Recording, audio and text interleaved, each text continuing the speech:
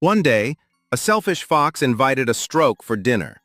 Stork was very happy with the invitation. She reached the fox home on time and knocked at the door with her long beak. Fox took her to the dinner table and served some soup in shallow bowls for both of them, to as the bowl was too shallow for the stork, to when she could not have soup at all, to one but the fox licked up his soup quickly. Stork was very angry and upset with a stork, but she didn't show her anger and behaved politely. Lesson to the fox, she then invited him for dinner the next day, to when she served soup, but this time the soup was served in two tall, narrow vases.